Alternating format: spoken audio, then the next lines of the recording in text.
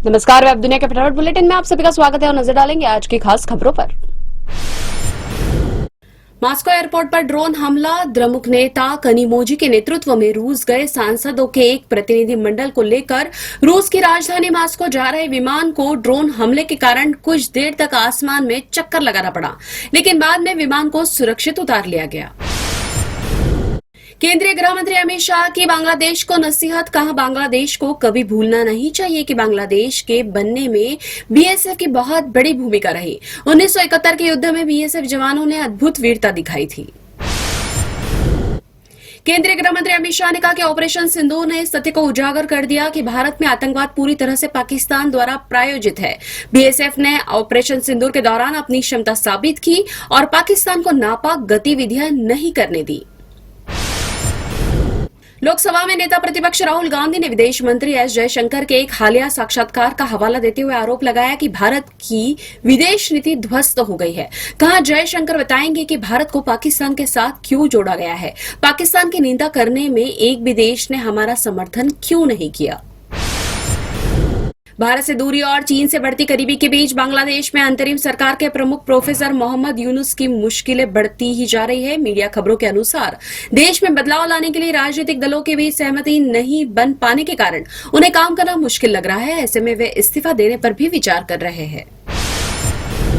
मध्य प्रदेश के मंत्री विजय शाह ने एक बार फिर कर्नल सोफिया कुरैशी से हाथ जोड़कर माफी मांगी। कहा, पिछले दिनों पहलगाम में हुए जघन्य हत्याकांड से मैं मन से बहुत दुखी एवं विचलित हूं। मेरा सेना के प्रति आदर व सम्मान हमेशा रहा है। मेरे द्वारा कहे गए शब्दों से समुदाय, धर्म, देशवासियों को दुख पहुंचा है। यह मेरी भाषाई भूल थी। अमेरिका के राष्ट्रपति डोनाल्ड ट्रंप की चेतावनी। जब तक आईफोन अमेरिका में नहीं बनाया जाता है, एप्पल पर 25% आयात शुल्क लगाया जाएगा। कोटा में छात्रों की आत्महत्या को लेकर सुप्रीम कोर्ट ने लगाई राजस्थान सरकार को फटकार। राजस्थान सरकार की ओर से पेश हुए वकील से शीर्ष अदालत ने पूछा, एक राज्य के तौर पर आप क्या कर रहे हैं? बच्चे कोटा में ही क्यों आत्महत्या कर रहे हैं? पाकिस्तान के पूर्व प्रधानमंत्री इमरान खान ने सेना प्रमुख जनरल आसिम मुनीर पर तंज करते हुए कहा कि उन्हें खुद को फील्ड मार्शल के बजाय राजा की उपाधि देनी चाहिए थी, क्योंकि पाकिस्तान में इस वक्त जंगल राज है और जंगल में केवल राजा ही होता है। विधानसभा अध्यक्ष वासुदेव देवनानी ने अंता से भाजपा विधायक कंवरलाल की विधानसभा सदस्यता निरस्त कर दी है। देवनानी ने महाधिवक्ता की रिपोर्ट मिलने के बाद शुक्रवार को यह फैसला किया। कांग्रेस की प्रदेश इकाई के अध्यक्ष गोविंद सिंह डोटासरा ने देवनानी के इस फैसले पर प्रतिक्रिया जताते हुए एक्स पर सत्यमेव जयते लिखा।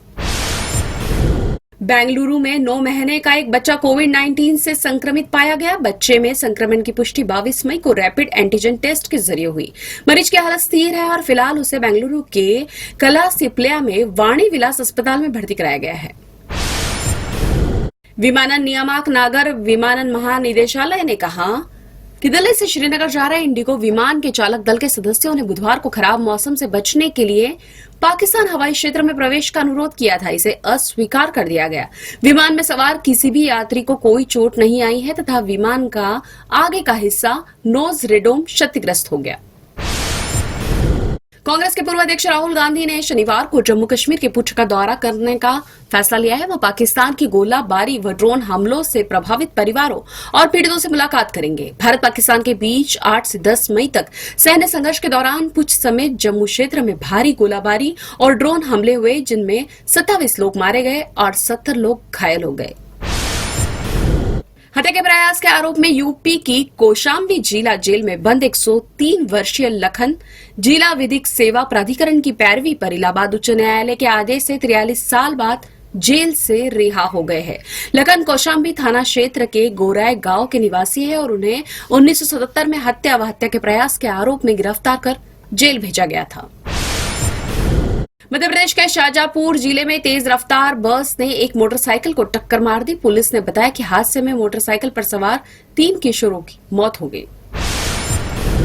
उत्तराखंड के उत्तरकाशी जिले में शुक्रवार को श्रद्धालुओं की बस के पलटने से उसमें सवार 33 लोग घायल हो गए। पुलिस ने बताया कि घटना सुबह करीब 9:45 बजे धरासू के नालुपाना में गंगोत्री राष्ट्रीय राजमार्ग पर हुई। 41 श्रद्धालु सवार थे जो मध्य प्रदेश और उत्तर प्रदेश के रहने वाले हैं। मानसून के दस्तक से पहले उत्तर प्रदेश से लेकर मध्य प्रदेश तक आंधी बारिश का तांडव। यूपी में 2 दिन में 60 की मौत। मध्य प्रदेश के 34 से अधिक जिलों में आंधी बारिश का अलर्ट। शेयर बाजार में फिर तेजी। सेंसेक्स 769 अंक चढ़कर 81,721 अंक पर हुआ बंद। निफ्टी भी 243 अंक बढ़कर 24,853 अंक पर हुआ बंद। भूल चूक माफ आज हुई रिलीज। राजकुमार राव और वामिका गब्बी की अच्छी एक्टिंग के बावजूद कमजोर स्क्रिप्ट और बोरिंग निर्देशन ने दर्शकों को किया निराश। टाइम लूप वाली फिल्म उम्मीदों पर खरी नहीं उतरती। वेब दुनिया ने दिए 1.5 स्टार। आज रिलीज हुई तीनों फिल्मों ने व्यवसाय की दृष्टि से किया निराश। राजकुमार राव और वामिका गब्बी की भूल चूक माफ की ओपनिंग रही कमजोर, पर उम्मीद है कि आने वाले दिनों में दर्शक बढ़ेंगे। कपकपी और केसरी वीर की शुरुआत बॉक्स ऑफिस पर रही बेहद खराब। ये थी फटाफट बुलेटिन और ताजा अपडेट के लिए लगातार बने रहिए हमारे साथ, यानी कि विजिट कीजिए वेब दुनिया पर।